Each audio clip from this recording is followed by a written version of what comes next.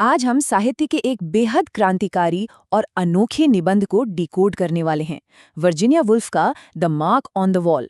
ये कोई आम कहानी बिल्कुल नहीं है, बल्कि मानव मस्तिष्क के काम करने के तरीके यानी हमारे ख्यालों की एक बहुत ही गहरी और दिलचस्प यात्रा है। हम देखने वाले हैं कि कैसे एक छोटी सी बेहद मामूली सी चीज हमारे मन में विचारों का एक पूरा ब्रह्मांड खोल सकती है। चलिए शुरू करते हैं। जरा इस विचार को सुनिए। जीवन 50 मील प्रति घंटे की रफ्तार से ट्यूब यानी अंडरग्राउंड ट्रेन से उड़े जाने जैसा है, और दूसरे छोर पर बालों में बिना एक भी हेयरपिन के उतरना। ये बात हमें सीधे इंसान की सोच की तेज और एकदम अप्रत्याशित प्रकृति के बीच धकेल देती है। हमारा दिमाग कभी शांत तो रहता नहीं है ना? ये लगातार भागता रहता है, एक विचार से दूसरे विचार पर छलांग लगाता रहता है। ये अव्यवस्थित है, अराजक है, और सच कहें तो इसी को हम आज गहराई से समझने वाले हैं। आगे बढ़ने से पहले उस प्रतिभाशाली लेखिका को जानना जरूरी है जिन्होंने ये सब लिखा। 1882 में जन्मी वर्जीनिया वुल्फ अपने समय के बड़े बुद्धिजीवियों के समूह यानी ब्लूम्सबेरी ग्रुप का एक बहुत ही अहम हिस्सा थीं।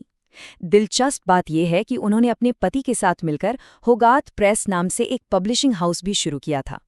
साहित्य को देखने का उनका नजरिया सच में अपने समय से बहुत आगे था। तो उनकी इस साहित्यिक विचारधारा को आखिर कहते क्या हैं? इसे कहा जाता है स्ट्रीम ऑफ कॉन्शियसनेस, यानी चेतना का प्रवाह। वुल्फ का साफ मानना था कि जो पारंपरिक कहानियों का सीधा सपाट तरीका होता है ना, वो जीवन की असली सच्चाई को बिल्कुल नहीं दर्शाता। हमारे अनुभव किसी एक सीधी रेखा में नहीं चलते। इसके बजाय हमारे अनुभव और विचार एक अटूट धारा की तरह एक साथ बहते हैं, और हमारी आज की ये पूरी चर्चा इसी सर्पिल यात्रा के इर्द गिर्द घूमने वाली है। चलिए एक बहुत ही शांत दृश्य की कल्पना करते हैं। सर्दियों का समय है, जनवरी के बीच की बात है। आग जल रही है, चाय खत्म हो चुकी है, सिगरेट का धुआं हवा में है, और तभी नजर पड़ती है सफेद दीवार पर एक छोटे गोल काले निशान पर। बस इतना सा पल, ये इस बात का एक बेहतरीन उदाहरण है कि कैसे एक बहुत ही साधारण और रोजमर्रा की घटना एक असाधारण और न खत्म होने वाली मानसिक यात्रा की शुरुआत कर सकती है। दीवार पर उस निशान को देखते ही दिमाग तुरंत अनुमान लगाना शुरू कर देता है। क्या ये किसी छोटे चित्र के लिए लगाई गई कील है? ये सवाल मन में आते ही विचार तुरंत उन पुराने किराएदारों की ओर मुड़ जाते हैं जो पहले इस घर में रहते थे। बिना किसी ठोस सबूत के मन अचानक पाउडर वाले बालों और लाल कार्नेशन जैसे होठों वाली एक महिला का पूरा इतिहास गढ़ने लगता है ना कमाल की बात कि हमारा दिमाग खालीपन को भरने के लिए कितनी जल्दी कहानियां बना लेता है। फिर अचानक विचार एक नई दिशा ले लेते हैं। क्या ये गर्मियों से बचा हुआ गुलाब का कोई छोटा सा पत्ता हो सकता है? धूल के बीच फंसा प्रकृति का एक छोटा सा अंश। और फिर ये धूल वाली बात मन को कहाँ ले जाती है? सीधे ट्रॉय के ऐतिहासिक पतन की ओर, जिसके बारे में कहा जाता है कि वो धूल में 3 बार दफन हो गया था। एक मामूली से निशान से शुरू होकर सीधे प्राचीन इतिहास तक की ये छलांग सच में अद्भुत है। ये सोचना कितना दिलचस्प है कि कैसे हमारे विचार किसी भी नई वस्तु पर आसानी से मंडराने लगते हैं, बिल्कुल उन चींटियों की तरह जो एक तिनके को इतनी उत्सुकता और बेचैनी से उठाती हैं और फिर छोड़ देती हैं। ये मानव मन की एक बहुत ही स्वाभाविक प्रवृत्ति है। वो किसी भी नई चीज पर हावी होने की कोशिश करता है और उसके चारों ओर विचारों का एक पूरा जाला बुन देता है। अब यहाँ आकर विचारों की गति अचानक बहुत तेज हो जाती है। ये सोचने वाली बात है कि हम एक जीवन में कितनी अजीबोगरीब चीजें खो देते हैं। 3 हल्के नीले रंग के डिब्ले, पक्षियों के पिंजरे, लोहे के छल्ले, स्टील के स्केट्स, रानी ऐन के समय का कोयले का डिब्बा, और यहाँ तक कि ओपिल और पन्ना भी। ये सब कितनी तेजी से और रहस्यमय तरीके से गायब हो जाता है। ये लंबी सूची हमें दिखाती है कि हमारा अपने सामान और खुद के जीवन पर कितना कम नियंत्रण है। इंसानी जिंदगी सच में कितनी आकस्मिक है।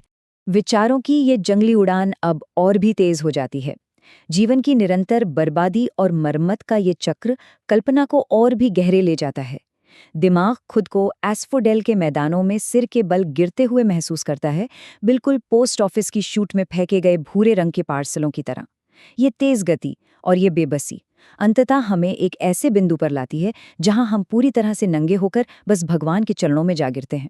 चलिए यहाँ हम अपनी गति को थोड़ा धीमा करते हैं और एक बहुत ही महत्वपूर्ण तुलना को समझते हैं। एक तरफ है मानक चीजें यानी समाज के कड़े नियम, कुछ आदतें और वास्तविकता, और दूसरी तरफ है अवैध स्वतंत्रता, यानी हमारे अंदर के विचारों, प्रतिबिंबों और कल्पनाओं की असीम गहराइयाँ। सभ्य समाज के नियमों के इस पिंजरे और मन की आज़ाद, नशीली उड़ान के बीच का ये स्पष्ट अंतर ही हमारी इस पूरी चर्चा का मुख्य केंद्र है। आइए देखते हैं कि ये मानक चीज़ें वास्तव में हैं क्या, जिन्होंने जीवन को इस तरह जकड़ रखा है। कैबिनेट मंत्री, रविवार का पारंपरिक लंच, रविवार दोपहर की वो तयशुदा सैर और वो खास पीले खाने वाले टेपेस्ट्री मेज़पोश, ये वो सख्त परंपराएं हैं जो जीवन को पूरी तरह से नियंत्रित करती हैं। इन आदतों से दूर जाने में लोगों को बहुत डर लगता है, मानो ऐसा करने पर कोई बहुत ही भयंकर और अज्ञात शाप लग जाएगा। और इस कठोरता का सबसे बड़ा प्रतीक यह संदर्भ पुस्तक है, व्हिटेकर का पंचांग। इसमें एक पूर्वता की तालिका यानी टेबल ऑफ प्रेसिडेंसी होती है, जो समाज में पद और रुतबे के सख्त नियम तय करती है। जैसे कैंटरबरी के आर्क बिशप हमेशा लॉर्ड हाई चांसलर से पहले आएंगे।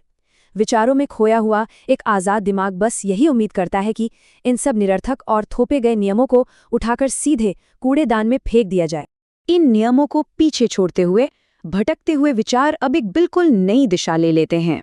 हम पहुंचते हैं साउथ डाउन्स के एक चिकने टीले पर, और फिर से वही सवाल दिमाग में आता है, क्या ये कोई प्राचीन शिविर है या एक मकबरा? मन एक रिटायर्ड कर्नल की कल्पना करता है जो मिट्टी की ढेलों और तीरों के सिरों का बहुत गहराई से विश्लेषण कर रहा है। ये इंसान की उस हताश और अथक आवश्यकता को दर्शाता है जहां उसे हर एक चीज का एक ठोस निश्चित तथ्य चाहिए ही होता है। लेकिन जरा सोचिए, इस पूर्ण निश्चितता की बुनियाद आखिर है क्या? ज्ञान वास्तव में क्या है? क्या ये बड़े बड़े विद्वान लोग केवल गुफाओं में जड़ी बूटियां उबालने वाले सन्यासियों और चुड़ैलों के आधुनिक वंशज नहीं हैं? जब हम मानव सोच की इस बेहद शांत और विशाल गहराई में उतरते हैं, तो ये बात बिल्कुल स्पष्ट हो जाती है कि वास्तव में कुछ भी पूरी तरह से साबित नहीं किया गया है और कुछ भी निश्चित रूप से ज्ञात नहीं है। जब विचार इस हद तक गहरे और अनिश्चित हो जाते हैं, तब क्या होता है? ठीक यहीं पर प्रकृति अपना आत्मसंरक्षण का खेल शुरू कर देती है। प्रकृति बहुत ही समझदार है। जब उसे लगता है कि ये दार्शनिक विचार हमें वास्तविकता से दूर ले जा रहे हैं या हमें कोई मानसिक दर्द दे सकते हैं, तो वह जानबूझकर हमें कोई शारीरिक क्रिया करने के लिए प्रेरित करती है। ये बस विचारों की इस लंबी श्रृंखला को तोड़ने का उसका अपना एक तरीका है। इसी बचाव के तहत दिमाग किसी ठोस और निश्चित चीज को कसकर पकड़ने की कोशिश करता है, जिसे हम वास्तविकता की पूजा कह सकते हैं। हम लकड़ी के बारे में सोचकर एक अजीब सा सुकून पाते हैं। गर्म दोपहर में अपनी पूंछ हिलाती हुई गायें, नदी के तल पर मिट्टी के गुंबद बनाते पानी के कीड़े, या सर्दियों में एक नंगे पेड़ की ठोस उपस्थिति। प्राकृतिक दुनिया का ये जो धीमा, बेपरवाह और ठोस विकास है, यह हमारे बेचैन मन को एक अजीब सी शांति और सुरक्षा की भावना देता है। लेकिन अचानक ये गहरी शांति पूरी तरह भंग हो जाती है। मैं एक अखबार खरीदने बाहर जा रहा हूँ, लानत है इस युद्ध पर। एक दूसरी बाहरी आवाज एक झटके से इस पूरे आंतरिक एकालाप को चीर कर रख देती है। युद्ध की बात, बाहरी दुनिया की ये कठोर और कड़वी वास्तविकता हमारे अंदर चल रही उस शांत और विशाल दार्शनिक यात्रा को तुरंत एक झटके में रोक देती है। और फिर वो दूसरी आवाज एक और बात कहती है।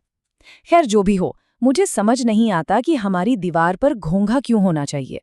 ये एक अजीब सा, उबाऊ और बेहद साधारण सा अवलोकन है। ये पूरे के पूरे दार्शनिक माहौल को एक हास्यपूर्ण और ठंडे ठहराव पर लाकर खड़ा कर देता है।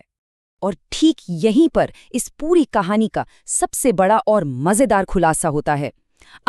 दीवार पर वो निशान जिसके बारे में इतनी सारी कल्पनाएं की गई, असल में वो कोई कील नहीं थी, वो गुलाब का पत्ता भी नहीं था, वो महज एक घोंघा था। ये कितनी बड़ी विडंबना है कि इतनी सारी ब्रह्मांडीय, ऐतिहासिक और गहरी दार्शनिक सोच की बुनियाद सिर्फ एक साधारण सा रेंगने वाला कीड़ा था। अंत में ये पूरी यात्रा हमारे सामने एक बहुत ही गहरा सवाल छोड़ जाती है। क्या स्पष्ट और सीधे तथ्यों को न देखने की यही वजह नहीं है कि एक संवेदनशील दिमाग कल्पना की इतनी गहरी और दार्शनिक उड़ान भर पाता है? अगर शुरुआत में ही पता चल जाता कि वो एक घोंघा है, तो क्या विचारों की वो अद्भुत यात्रा कभी शुरू भी हो पाती? शायद कभी-कभी सीधे तथ्यों को नजरअंदाज करना ही गहरी सच्चाइयों और असीम कल्पना के दरवाजे खोलने की असली चाबी है। और इसी विचारणीय प्रश्न के साथ हमारी आज की ये गहरी चर्चा यहीं समाप्त होती है।